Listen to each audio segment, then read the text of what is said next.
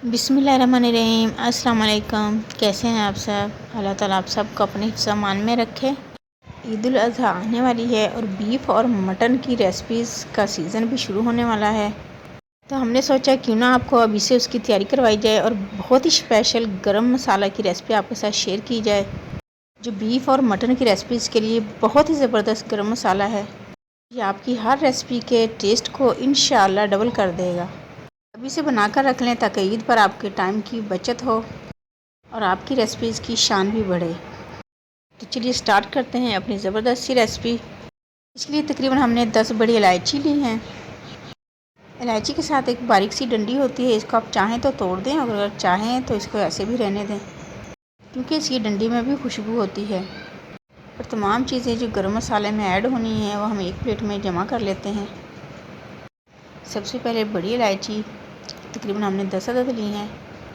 5 से 6 पीस जावित्री के।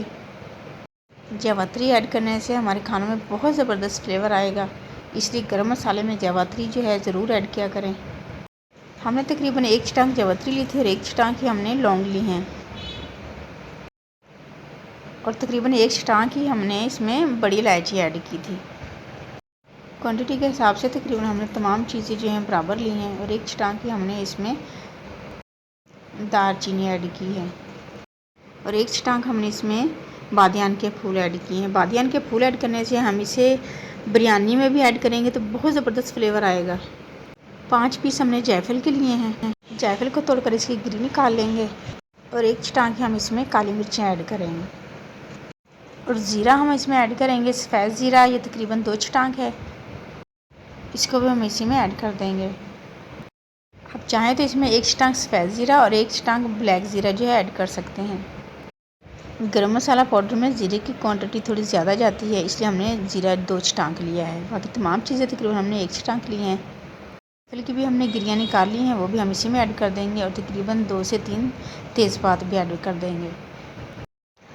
अब इन तमाम चीज़ों में चूँकि बहुत ज़्यादा मिट्टी वगैरह होती है, जिससे गरम मसाले का टेस्ट ख़राब हो सकता है, इसलिए सबसे पहले हम इन तमाम चीज़ों को अच्छे से धो लेंगे। किसी भी बर्तन में पानी लें और तमाम चीज़ें उसमें ऐड कर दें और अच्छे से हाथ से मसल कर धो लें, ताकि इनकी सारी मिट्टी वगैरह निकल जाए।